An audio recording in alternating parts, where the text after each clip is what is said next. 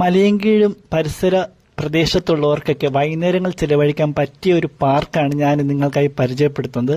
മലയൻകീഴിൻ്റെ അടുത്ത് ഇരട്ടക്കലങ്ങ് എന്ന സ്ഥലത്താണ് ഈ പാർക്കുള്ളത്. ഈ പാർക്കിൻ്റെ പേര് ഹാപ്പിനെസ് പാർക്ക് എന്നാണ്.